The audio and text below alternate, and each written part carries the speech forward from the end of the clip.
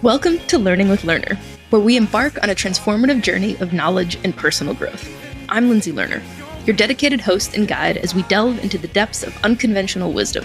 Together, we'll explore the stories and insights of remarkable trailblazers who have forged their own paths. Brace yourselves for thought-provoking conversations, profound insights, and eye-opening experiences. Our mission is to challenge the norm, ignite curiosity, and empower you to embrace your unique journey. This is Learning with Lerner.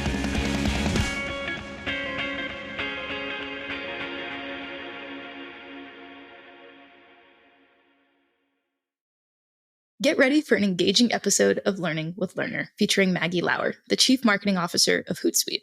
With her wealth of experience in marketing and leadership roles, Maggie is a true expert who seamlessly blends the art and science of marketing to drive exceptional results for global brands. During our conversation, we'll explore Maggie's unique perspective on marketing as both an art and a science. She'll explore her insights on the importance of collaboration in marketing, her innovative approaches to go-to-market strategies, and how she identifies transformational opportunities to create impactful experiences. But that's not all. Maggie's passion for promoting diversity, equity, and inclusion in the workplace shines through in her role as an LGBTQIA+ advocate. We'll dive into her advocacy work and how it influences her approach to leadership and marketing. Join me as I uncover the personal side of Maggie's journey, discover the values that drive her, and learn how she's leaving a positive mark on the marketing industry.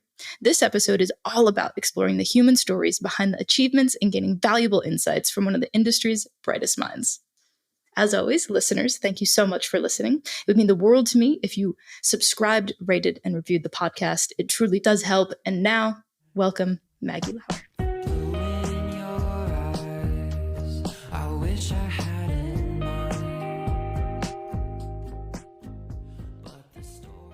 Could you tell us a bit about where you grew up? I was born in suburban Chicago, but we moved to St. Louis when I was 9.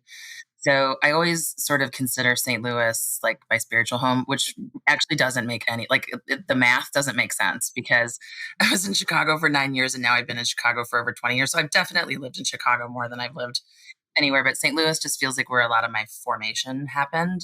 And so it feels like home. I would say there's a couple words that define me, one of which is athlete. I've played sports. I mean, my dad started throwing balls to me when I was 3 years old. I mean, literally. I mean, I remember taking like the plastic bat out of the bag and he would start throwing pitches. We would sit in the front of the house every night and wait for my dad to come home from work. And he would barely get his suit coat off and he would just go and throw us fly balls all night. Or we'd play tennis against the garage, which my mom hated, or whatever we needed to do. Right. So for me, I think sports and being part of a team really defines kind of who I am as a person. I've also always been a scholarship person. So I've always had a million things going. Like the side hustle was not invented by Gen Z. Like, I think Maggie invented it. I don't know if I invented it, but I think any of us that don't come from like a soft landing and from money, like have to figure out how to pull resources together to get into the rooms that we want to be in. Right. And so I think my childhood is, I played a lot of competitive sports. I was fortunate to be a recruited athlete for college. Also loved school. Volleyball is what I played in college. Yeah. So, but I played volleyball, basketball, and softball growing up. We were decidedly kind of middle class, upper middle class. And then my dad lost his job in high school. And, we just saw how I had a front row seat to how fortunes change. Right. And I think my brother and I are 13 months apart. And we kind of lived through that together. And I think that informs a lot of my drive and a lot of my ambition and my need to, find success. And I think, additionally, when you come from a historically excluded community, you do feel like you need to work 3 times as hard. And to be clear, it's because you do. Like, let's just be honest about it. It's because you do. Like, you can't afford to be tokenized. You can't afford to be questioned. And so you just have to work harder than everybody else. And so I think that work ethic that I got from sports and athletics, and I also was a musician. Like, I think my parents' parenting philosophy was not actually to parent. It was just to sign us up for a whole bunch of stuff so we couldn't get in trouble. I'm kidding, Mom and Dad. You guys did an amazing job. I'm just kidding. But it was definitely a keep them busy philosophy, which is probably why I struggle to relax. So from there, I know you ventured upstate New York to Hamilton. I did. I went to school in upstate New York. So I went through, a recruiting process, and I don't know I was not this mature at 18. I think I just happened into some happened into some good thinking at the time. But I just remember going through the recruiting process and feeling exhausted. I just like I had been playing on traveling teams for 10 years at that point, 9 years maybe. And I would go in, and I won't say the schools, but I would go into these Division I schools, and they would talk about, oh, we have the best tutoring staff. Oh, you're going to really get along with our tutoring staff. I'm like, am I going to meet anybody that's not on the volleyball team? And then, the coaches do what the coaches do, which is have you talk to the other players. And it's so many of the places I went, the players were so unhappy. And it just wasn't what I wanted to do. It just wasn't, I was like, I don't, at the time, so I graduated in 98, sorry, 94 from high school. So at the time, there wasn't really an outlet for professional women's sports. So like beach volleyball was kind of starting to take off. WNBA was on a hiatus. It hadn't reformed yet. So it wasn't like I was going to play pro. And I don't know that I was good enough. I don't know that I could have made it. Other girls that I played with definitely made it into the NBA, WNBA. But so this Division III school, Hamilton, it kept calling and kept recruiting. The coach was wonderful, and I got money for grades. And so that was something that was important to me, that, I was able to kind of sustain funding even if something happened or I got injured, which happened. I injured both of my ankles really badly. You've walked down the street with me. I will wipe out. Like my ankles just go because there's I so will much scar tissue. I'm just like, help you back up. we're going over. Like, so it's, and it has nothing to do with anything other than my ankle, like when you're playing volleyball or any sport in college, they tape you up and send you back in, right? So I think I had like grade 2 sprains on both ankles. And I was voted captain going into my junior year, and I had to walk into the coach and say, I don't think I'm going to come back next year. I'm going to move to Europe. So that's what I did. And it changed my life. So I started at University College Galway. This professor found me outside of my guidance counselor's office, and he said, hey, would you do some primary research for me? And I thought, sure. I feel totally unqualified for that. Let's do it. Where does that come from? That confidence? Yeah, I don't know. I think my mom. Okay. Honestly, I think my mom is just somebody that's like, sounds crazy. I'm in, right? Like I'll figure it out. So I think it comes from her. Probably from sports too, just constantly being down and having to pick yourself up. So this guy kind of interceded. I was walking into my guidance counselor's office in college, and he's like, listen, I need research done. I don't know if you've done it before, but here's what we're looking for. Can you take every Irish history class being offered in Galway? And I thought, yeah, I can do that. So I did. Was there any interest in? Yeah, I was a history major. We probably should have started there. Yeah. So yeah. And I was already going to Ireland, so I was definitely going to Okay. take some So it kind Irish of made history sense. classes. Yeah. Yeah. I mean, I'm not that footloose and fancy free. You've met me. Well, that's where my questions came from. It's like, wow, whole new world. So I it was really neat though, because we had to get special permissions from the National Archives in DC. So when I came back, I got to go in and look at primary microfilms. So I was actually researching the Irish diaspora from a different angle, and it was into Puerto Rico because there was a grant from the Spanish Crown that was offering hectares of land depending on how many people you brought in your household. And so, yeah, it was bananas. So at Hamilton, you write an honors thesis. And so that was my honors thesis. I seriously considered going on for a PhD, and then I did an honors thesis and thought I never want to do this again for the rest of my life. Because I don't think I ever want to study Irish diaspora into Puerto Rico, and I would have had to do that for 25 more years, and I think my soul would die. So I think once you get to that point where you're like, I can't go any deeper, I think you really have to be so deeply committed to an area of study to be effective in academia. And I have a lot of interests and I have a lot of passions, and there's a lot that I want to do. And the idea of becoming so specialized at that stage in my life didn't it just didn't work. It was incongruent with everything I'd learned about myself going to Europe, which is I have a ton of interests. I want to travel. I want to meet new people. I want to try to dissect and understand humanity. And, being in a dark room in the National Archives in Maryland made it very clear that academia was probably not my path. I'm glad you figured that out. Thanks. It's a nice little cautionary tale for anybody thinking about academia. I think it's an amazing profession, by the way, and I want to be clear that people should go into it, just not Maggie Lower. Oh, yes, 100%, 100%. And at what point did you leave Europe and eventually I head was back there for here. a year. So what happened was that I took all of the Irish history classes that they offered for the year Go in big the or go first home. semester. Go make her go home. So I took them all. And then what I needed to do was find something else to do for the second semester because I was going to be there for a year, and I didn't. There wasn't other stuff that I Right. felt like I needed to do, and I'd Sure. always wanted to go to the Czech Republic. I'd always wanted to go to Prague, so I transferred to Prague, and that's where I spent the next 6 months, which was.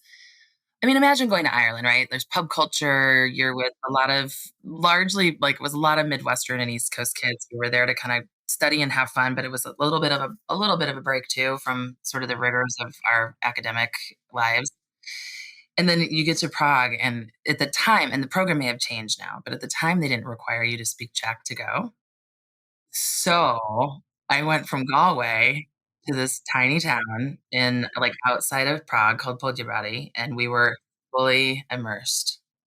Like, fully immersed in like, literally, "Do you want something to eat?" "I do, but I don't know how to say it." That's tomorrow's Help. lesson. That's tomorrow's lesson, Wow. right? So it was just it was but it there's something about being taken wildly out of your comfort zone and getting through it that just expands your heart and expands your brain in a way that it never comes back. So that experience was so lonely. There were only a couple of folks I really connected with in that program.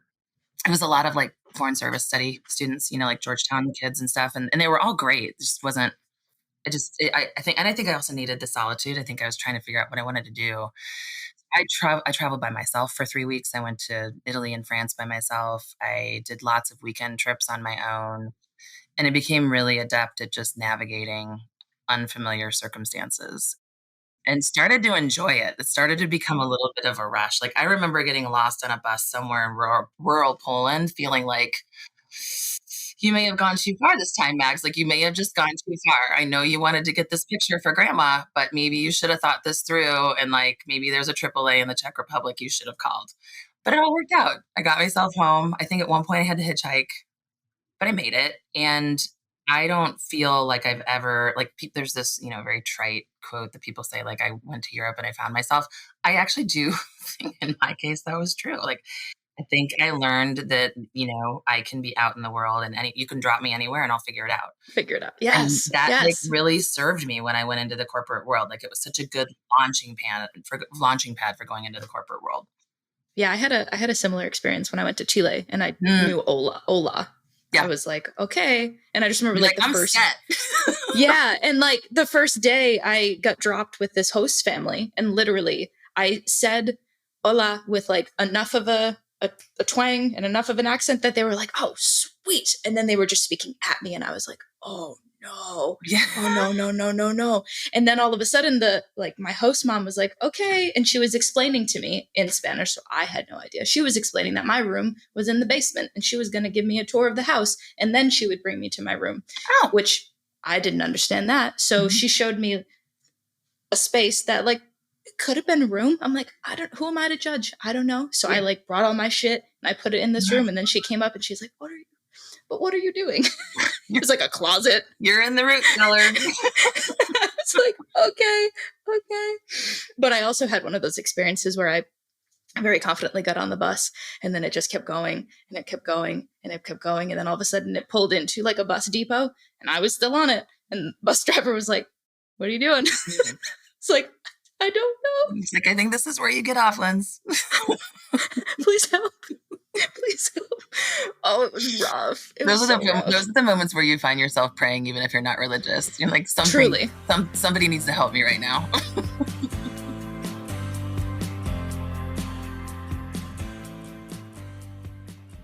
What point along the way did you start coming out? Was this high school, college, Oh or what god. point did you know? Like, Oh, because for me, my coming out adventure was so closely attached to my study abroad experience. So I didn't know if you is had a that similar right? Wow. journey. That's interesting. I mean, I knew in high school for sure. I didn't come out oh gosh, I didn't come out until my early 20s. And I started coming out pretty slowly. And for me, my first coming out story was really around being bisexual. And I thought I was. I really did. the more that I look back on it, I'm pretty gay, like pretty much like all the way a lesbian. But I think at the time I felt like maybe there's a chance, right? I mean, my parents are Catholic. I mean, my parents are Catholic. I was from a conservative environment, and not only that's like Irish Catholic, which is like DEFCON 5, right? And like the pantheon of Catholic, of like Catholicism. And yeah. And so, I think for them, that was a really hard thing to absorb. It was a really hard thing to swallow. And so I started coming out a little bit towards the end of college, but then I would kind of freak out. I'm like, maybe I'm wrong. Maybe I don't know. Probably got that wrong. When I really fully came out, it was right before I moved from St. Louis to Seattle. So I spent 15 years in different division or 13 years in different divisions of Bank of America. And I'm not kidding. I got to Seattle and I was like, oh, you can have a life and feel safe somewhere in the world and be queer. I literally think I came out like 2 days after I moved to Seattle. Like my mom came into town and I was like, this is what's happening. I'm definitely bisexual. And she was very cool about it. Right.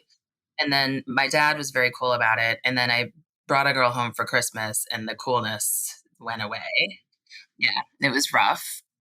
And then I didn't go home for 2 years. And it was really painful and it was really hard. And it was hard for everybody. But I also, I got some really good advice in that period of time. There was a managing director that I'd worked with at Bank of America and I was home visiting and I didn't go home. Like I was in St. Louis for business and I don't even think I told my parents I was in town. And I went to dinner with this or lunch with this woman, and she said to me, she's like, "What's going on with you exactly?" I was like, "Oh, what do you mean? Like, you never asked me what's going on." She's like, "Actually, I ask you what's going on all the time, and you just never answered my questions, so I stopped asking." So, like, she knew, and this was the coolest. Like, I dated this guy once who did something crappy to me, and he came in to meet with her, and it was not the same guy. And she thought it was, and she could not have been more piss poor to him. And I'd never loved her more. I was like, just so you know, not the right person, but I still love the gesture. She was just an incredible human being. And That's amazing. yeah, she's great. I mean, I've worked for some really badass women and it made a huge, and badass men too, but really badass women earlier in my career. So we went to lunch and she said something to me that I'll never forget. She said, give your mom a year. She's in mourning. She can't imagine what's possible with you having made this announcement. He said, you closed yourself off for a really long time. There's a reason I've stopped asking you questions because it didn't feel like you wanted to answer any of them. And so that was how that happened. And, so then I was in Seattle and out, and that also was not a great experience, unfortunately. I mean, you can probably understand this to an extent. Like, I was pretty femme, I was pretty corporate. I wasn't fighting the nonprofit fight. I loved what I did. I wore heels and I don't know, the lesbian bars in Seattle weren't about that. So that was not I can't imagine that they were. No, they weren't.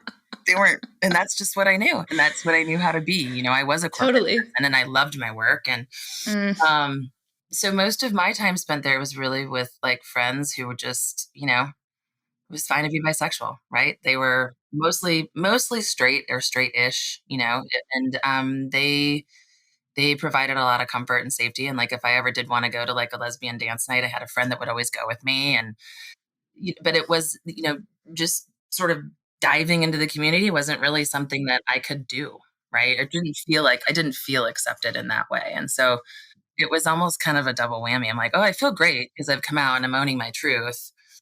And then on the other side, I'm like, oh, but they don't like me. It's cool. That You hits. said you wanted vulnerability and honesty on this podcast, right? So there you go. No, that hits. Questions? That so hits. Well, I think it's also interesting just to think about, that time compared to obviously this entire journey that you've been on, and now you're such an LGBTQIA plus, all the letters, advocate. And I mean, that's how we connected because of your work in the advocacy world, and you've been recognized by so many people for that work. And whether it's those times when you were in Seattle or beyond, could you share or shed a little bit of light on a time when you've faced any of that discrimination and or bias and how you were able to really overcome that? I would say professionally, where it got really hard was when I could no longer sort of duck the question. And I wasn't necessarily ducking the questions. I just didn't lead with them, right? I didn't lead with I'd use like gender neutral, like I'd use partner instead of wife. And there was this moment when I moved to Chicago from Seattle, and it was 2 days before my first day, and the person that was gonna be my EA asked me, like, "What does your husband think of it here?" And I was like, "Okay, I haven't even had my first day, and I need to come out right now." Like, that was it, and there was clearly a presumption that I was coming there with a husband, and I said, "Well, I don't have a husband, I have a wife, and her name is Shannon, and she hates it because she's from Vancouver, British Columbia, and this has been," she didn't hate it, but it was a huge transition. It's a big adjustment. It was a huge transition. I mean, I remember looking over at her on the plane with, like, big crocodile tears on her face and, like, excited about the journey, but also, like, "Where are the mountains?" I'm like, "I swear I showed this to you on a map. Like, there are no mountains in Illinois." And, Totally. it's just the cognitive disconnect of, like, I've been surrounded by ocean and mountains my whole life, and now I'm in Yeah. Chicago. And we love it, but from a discriminatory perspective, that was probably one of the more discriminatory periods of my career. And part of it is because people just didn't know people don't know how to behave. People don't know how to act, right? I mean, we went to this meeting, and it was me and I know you've heard this story. It was me and 7 other managing directors, and I'm clearly visibly pregnant with my son, Jasper. And this jackass looks over at me and he says, "So did you just get a guy drunk and bring him home?"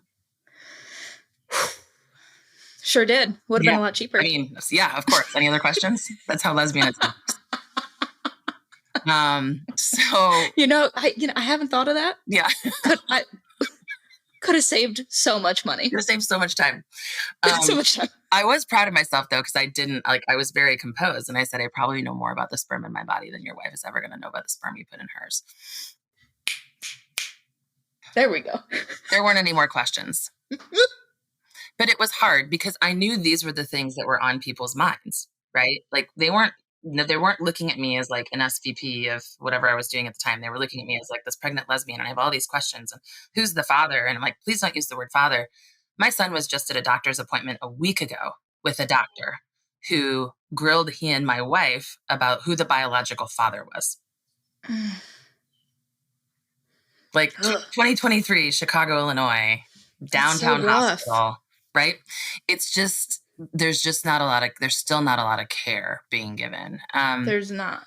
And it's also, I think, the thing that it's just I don't have words for this. It's just wild to me, to your point, that in 2023 we can't all collectively figure something out. Like even Saturday on the playground, I took Aurora to the playground, and there was this. She made friends with this other, Asian little girl they were running around. They were having a great time. And I ran over and I said, "Aurora, it's time to go." And Aurora didn't even have time to say, "No, I don't want to go," or anything. The little girl was like, "But why don't you guys look alike?" I'm like, "Well, because we don't. We don't." And, sometimes parents and kids don't look alike, and that's there are okay. all kinds of different families, and they're all No, exactly. And it's just, as you zoom out, it's like, where are we taught that? And then all of a sudden it's why is that the thing that is the norm? And that's just, I think, the frustrating. Well, and you frustrating realize part of really it. quickly, like when you step into a parenting role like you have, like you realize it is taught. The kids don't come out this way. 100%. It's definitely 100%. right. I mean, Yes. it's the conditioning of the people they're spending the most time with. And I'm sorry if that's an uncomfortable truth, but it's true. It is. And it is. And I think that's the toughest part. During your corporate adventures, for lack of better terms. Well, they've been adventures. I mean, we have spoken a lot about the importance of mentorship, and not only mentorship, but executive development, especially for LGBTQ plus professionals. Have you had any specific queer mentors, or was it just mentorship in general that was super helpful to your career development? It was mentorship in general. I mean, remember, like I came up in probably the most conservative part of, like, my first job was trust and estate planning. They're not exactly putting out they're not, like, exactly putting out an all points bulletin to recruit more lesbians into that area of practice, at least not in 1998, they weren't. So, a lot, and then I ended up, like, at my last role, I was working with, like, the top institutional FAs at Merrill Lynch, and so, there are some pretty incredible women, but they're no, I mean, I really met very few openly out. Doesn't mean that there weren't other gay executives, but openly out gay executives, and going back to that story I told you, part of a switch that flipped for me in that meeting is if somebody feels comfortable saying that to an SVP, imagine how people further in the ranks are being sort of like how much their humanity is being obscured by people asking questions that just aren't appropriate or not kind or not coming from a place of curiosity and love. And so for me, some of my most powerful mentors have also given me bad advice. And some of the worst people I've worked for, I've learned more than I could ever know about strength. Probably a mentor, which is gonna sound surprising, but that really supported me was this guy, Paul Cummings, and he would throw anything at me that I was willing to do, and it sounds crazy, but it, like, improved and exceeded. I was just coming out of graduate school, and it just maximized my confidence. I'm like, "I can handle anything this guy throws at me. This is great."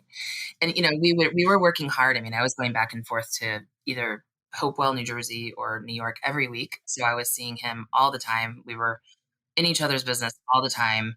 And it was a super intense just phase of my career. But I think that combined with other things I'd done had gotten this brand as like a corporate athlete. Sure. And I mean, it kind of tracks, right? I mean, there's a theme, there's a thread. That's There's a why I'm thread laughing. I'm pull like, through here, that's Lindsay. it. Yeah. That is it.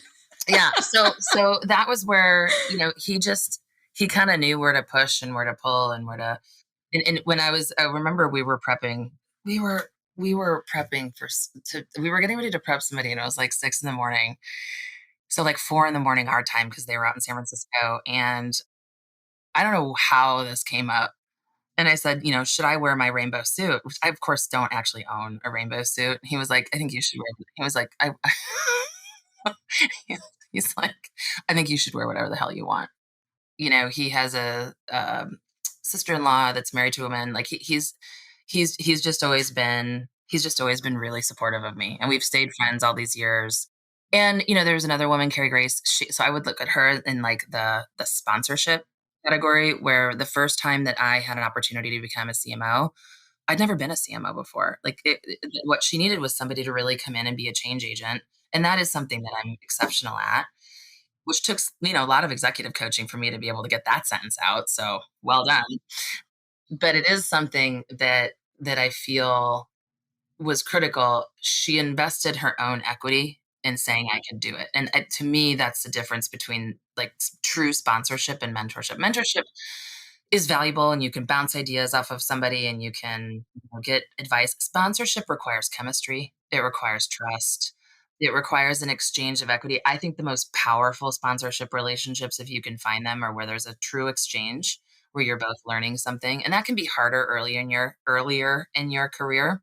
But as you get older, you realize, no, I need to stay plugged in to people coming up. I need to stay plugged in to people that are learning. And so I've been fortunate to have some mentors and sponsors that actually sit outside of my company that are just incredible brand minds or incredible human beings or just people that I bounce things off of in life. But none that are queer, at least at the moment. Other than maybe, there's a guy named Suki Sandhu who's just a wonderful friend. He runs Adelis, who does the role models list. He's definitely a friend. Suresh Raj is a friend. I don't know if Suresh was in Toronto. I don't know if you met. See if there's some people like that that I've come to know in the last 5 to 10 years. But when I was coming up, not really, not really.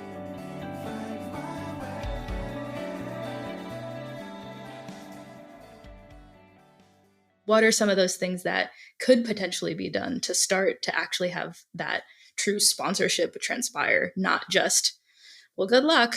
I mean, this is maybe a hot take, but I do think if you have a voice and you're willing to use it, don't just talk, be a person of action, right? So I think the talking part's important, right? Like I'm flying out tomorrow morning to go be a panel on, queer happiness and like how do you find that? And how do you seek that out?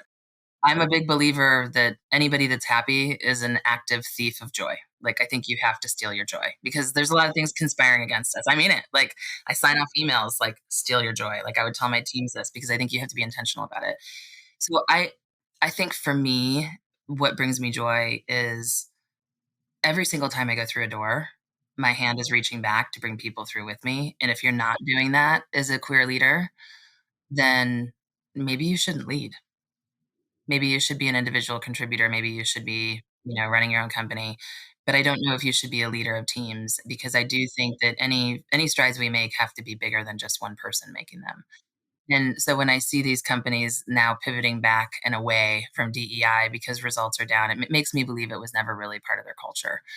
It has to start with the CEO. It has to start with the person that's actually setting the agenda of the company. And so I mentor dozens and dozens of queer people, and it doesn't all look the same. I think people look at that and they're like, "Oh my gosh." I'm like, sometimes it's a text. Sometimes it's looking at somebody's resume. Sometimes it's like giving somebody a little interview prep. Sometimes it's, "Hey, can you introduce me to a person?" But I'm available for that because it matters, because I wish somebody would have done that for me, right? And some people did. Some people did. And, it's hokey as it sounds, it makes me really happy. Like, my best days are when I've helped somebody. And you know me, so you know I'm not full of it. Like, those are my best days, you know? Yeah, and I agree with you. I think what's interesting is this. I've heard both sides of this argument, so I'm curious of your perspective. Is on one hand, whether it's from the female perspective, the queer perspective, any other insert marginalized group here perspective, it becomes, why does it have to be like I'm a female CEO, I am a queer CEO, versus like I am a CEO, I am a leader, I am a whatever it is. And that's that tension of because I had a professor, which in hindsight I probably should have listened to him, but I had a professor my junior year when I first started getting involved in the startup ecosystem. And he pulled me aside and he was like, "Lindsay, I think the idea is really great. I think you're kicking ass." He's like, what did he say? He was like, unsolicited advice, but should really lean into this, like this woman thing, especially, as a CEO now, like really lean into it. And I was like, dude, that's so like, that's disgusting. No, like I'm here, I'm doing the work. Why does it have to be any other way? And so I had that bias of, well, screw you, dude. I'm not doing that But, now. well, it's interesting, right? So I actually just talked to somebody recently who were like, you need to come across as more queer. I'm like, are there people in space that don't know I'm gay? Like, I literally, I talked about you in some meeting very recently. so And great. I literally can't like wait to hear what's coming. mid Zoom call, they like went on LinkedIn. They're like, Maggie Lower, and click, click, click. Obviously, like the first thing that pops up is you, but also the fact that there's a rainbow flag in your name on LinkedIn. They were like, oh my gosh, I love this. And I was like, same. But truly, I mean, what other signals? Like, what else do you need? Well, I mean, it was good advice, I guess. Like, it was actually very good advice. The guy was a great guy. But it is an interesting thing. And so you asked the question about why can't I just be a CEO, not a female CEO? I think that's a great aspiration. I do not think we're there. We're just not like, I don't think we can be sort of, oh, it doesn't matter. Like, leadership is leadership, and like, bullshit. No, like, people need to know that I'm a lesbian so that other people coming up know that this is possible for them, and that other people that are, like, our community is in so much pain right now. We have so many grenades being thrown over our beautiful rainbow colored wall, right? And if people don't think that being at the upper echelons of whether it's board work or nonprofit or the corporate world or NGO, whatever it is you want to do, you need to know that queer people are out there doing it so that you know that you can. I just came from this event in London, and it's a guy on the board. He's on the board of a company. He's the CEO of a company that I'm on the board of, and I've known him for years. And he'd never told me this story until I went to London. And I guess in 2010, I was profiled with four other people that were openly out lesbians because they could only find four. 2010 financial Just services the four. that were out, right? And I'd actually kind of forgotten about this article. And he shared this story about how he was trying to figure out what he was going to do, and am I going to be able to be out? And he's sharing this in front of a group of people. And he's like, at that point, I read that article and I knew I was going to be okay. And it was your section of the article. I was like, I know I'm going to be okay. And he's like, fast forward 10 years, now she's on my board. And I'd never met him in person. We'd only, because he lives in London. And he tells me that I just was so emotional. And he's like, I don't know where I'd be if I didn't know there were people that were out sort of, sorry, I come from an agrarian family, like tilling the land so that like other people can plant some fucking crops. Like, it's not easy. And, I had a lot of really incredible hetero white people that just really, really believed in me and supported me. And so I want to make sure that I create space for that because my dad is an exceptional straight white guy. My brother is an exceptional straight white guy. Um, they are out there. Some of them are my best friends, but I do think we have to talk about all of the things that make us who we are. And this part of what I love about this sort of ascent of people like Glennon Doyle and Mel Robbins and Brene Brown. Those are all leadership philosophies that started to resonate with me. Because I remember the first 10 years of my career, I'm like, how am I going to do this? I am not like these people. I'm not. I mean, I remember thinking it. I remember thinking, I'm like, I'm at my point of diminishing returns. Like, I'm not going to be able to actually go further because I don't speak in Harvard Business Review blurbs. Like I speak based on what is in my heart and what I think we should do. And I'm an intelligent person, but I don't take myself that seriously. I take the work really serious, but not myself. And so I think, being declarative and like taking up space is important and taking our place is important. And we have to do it and we have to be unapologetic about it, just like other people have been doing for hundreds of years. You say you don't know, and I say, please don't go. So you've held a lot of leadership roles in various industries, from banking, human resources, social media. Can you talk about a time where you've faced a significant challenge and or setback and how you were able to overcome that? I'll tell you about a significant challenge. So I was 6.5 months pregnant with my daughter. So my kids are 12 and 6. And I got asked to be the CMO for a spinoff. So we were going to carve out half of Ann Hewitt's business and sell it. And so I had Rowan the night Trump was elected. Fun fact. Shannon and I went to the hospital at like 1 a.m. for an induction and had not looked at the TV all day, right? Like had voted and not looked at the TV. And we went in and we're like, is this real? Right. So yeah. So that night, I'll never forget her birthday. So then the TSA, so the transaction services agreement work was well underway. So, I mean, I was back on the phone 2 or 3 days later. I mean, really worked through the whole maternity leave because our CEO wanted to be in market with a new company name, brand, mission, vision, values, brand assets, the whole thing 30 days after the transaction closed. So I think I came back, never left.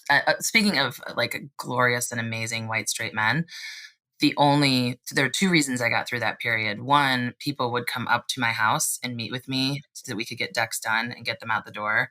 And a guy that I worked with would get on the phone with me at 1 a.m. when I was nursing to help get through materials. And he was in Toronto and David Kavanaugh, like shout out. He would literally get up couple times a week during that period of time at 1 a.m. And I was like, I can't believe, like, I'm so sorry. He's like, yeah, I think it's fine. Like you're up nursing and trying to get a deck done and not sleeping. So there are some pretty magical people out there. And that's why we got it done, because we had all of these things that kind of bonded us together over this impossible task. And so I think, you have to have that sort of kismet to be able to get through something like that. Like we finished our visual identity on May 7th. Like imagine getting an executive team to sign off on like your corporate values and the company name. And like, I think the one thing we had going for us is everything had to get decided so quickly that there wasn't the benefit of like, let's like analyze this to death. Let's just keep moving. And we worked with Profit, who's just a phenomenal brand partner and strategy partner. But the visual identity was finished May 7th and we launched June 6th. So like 9 of us moved into the basement of the brand agency because we couldn't co-work with the former Aon marketing team because everything was under NDA. So I have like a, 6-month-old at home and we're working around the clock. And like some good things happened, some really hard things happened. And like when the hard things happened, everybody had each other's back. When the good things happened, it was everybody's victory. And we did this launch and it looked impossible and we made it happen. And work takes 18 to 24 months. We got it done in 6. And it's because of this group of people that just worked so hard to make it happen. And I like would sit in the fishbowl and take calls and approve, and they would scurry around and, we would bring in lunch every day and we would work. And it sounds terrible. It was actually kind of magical and wonderful. Like I would do that with that group of people 6 days a week and twice on Sunday. Like they're such incredible human beings. I'd say from a setback perspective, Gosh, I mean, there's all kinds of setbacks, right? I mean, I think I ran this, it was like we would run large strategic cash portfolios. Like imagine running cash portfolios for governments, right? So we did like 750 million in trading a week, but it was cash exchanges. It's a very different area of institutional money management. And it just got to this point where the function, even though we had one trade error in 3 years, and that was part of what I was brought in to do, was just like, make sure the team was, audit proof. At one summer we had, I think, FINRA, SEC, and OCC in the same summer, like kind of looking at all of our stuff and making sure we were compliant. That was the worst summer of my life. But then, we get through that and just some executive decides he doesn't value the function. Just doesn't value it. Like they're going to go to this other model. Everything you've built is fine, but I don't really get it. So because I don't get it, I'm going to devalue it.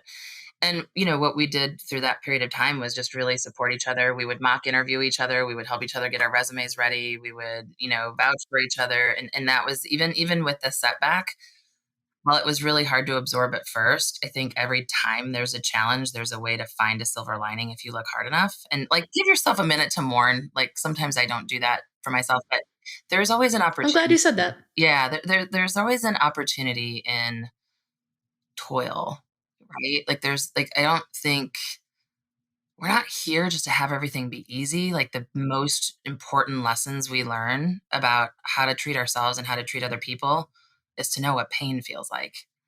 Because pain hurts, right? That's probably like a quote from a Rocky movie or something. I don't know. But I feel like that's from a movie, and I'm gonna be embarrassed because you're gonna leave it in this. But pain does hurt. You know what it is? It's actually Patrick Swayze in Roadhouse saying "Pain don't hurt," but whatever. We're gonna redact and we're gonna requote it. I'm here for it. Because pain I'm here for hurts, it. right? And I do Truly. think that it's really important to accept the painful moments and like to move through them and find your boat and find your oar and get through it. Like because the other side of that is confidence, is resolve, is the ability to see through problems. And those lessons go so much further than just being like these people that like fail up all the time, right? That's a thing. It is. And they don't get better. They just fail up again, right? And I'd like to think that, when I've not done what I needed to do or I've not hit the mark, that I've treated it as a learning opportunity. Yeah. And I think when Absolutely. you do that, it makes all the difference because then you're no longer failing, you're just learning and you're finding new ways to learn. Exactly. Oh, that's Exactly. my 2 cent philosophy on all of it. I mean, it's important and I love it. So And maybe take the Patrick Swayze stuff out. Andrew, you can take the Patrick Swayze bit out. I do have. I think that might have been your favorite part of my answer, but it's fine. That's okay. We'll do what Maggie wants. I'm kidding. I'm totally kidding. What this will be my last question. Sure. What is the worst piece of advice that you've ever gotten? And what is the best piece of advice that you've ever gotten? Worst piece of advice was don't come out. Don't come out at work. Oof. And I want to say this with all the intention and care that it requires. I know this person said it because she loved me. I know she said it to protect me. I would say that piece of advice informed how I navigated my career for a good 6 or 7 years after that. And everything in my life and everything in my career has gotten better since I've been more vocal and more out. Because I don't think you can do your best work when you're not bringing your whole self to work every day. The best advice I've ever gotten, and I come back to it over and over and over and over again, it's focus on what you can control. Yep. It's really hard. And it's one that you never really master, right? Like it's just like an ethos that you have to try to embody when something's happening that can be really hard, but focus on what you can control is the most powerful advice. We were, when we were working through the Merrill Lynch Bank of America acquisition, like everything was just so chaotic. I mean, imagine bringing together these like multi-billion-dollar banks, and it's like during the too big to fail era, Bernanke getting really involved in putting banks together. And I just would sit at dinner with my boss and I'm like, how are we going to get through all this? He's like, let's focus on what we control. Can't control that. We can't control this. This is in the maybe bucket. I mean, like we would do it every night. Like we would meet and we would talk and or at least every other night when we were both in the same place. And it was like, and I say that to teams all the time, like focus on what you can control, because you can't do anything about the exogenous stuff outside of your daily set of activities. You really have to think about the things that you can influence and you can impact and that you can drive positive results out of. Thank you so much for sharing today. Thank you for having me. This was way too much fun, and I look forward to the next time. You're the best.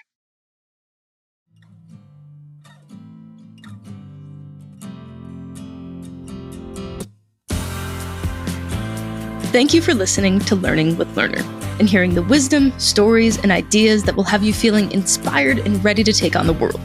If you've enjoyed this, please remember to share, rate, and review. It means the world to me and the team putting it all together. If you're looking for more information, you can find me at lindseylerner.com. That's LINDSEYLERNER.com. Or if you've got any questions or curiosity about me, you can find me on Instagram and TikTok at Lindsey Lerner. Thanks again for listening and have an awesome day.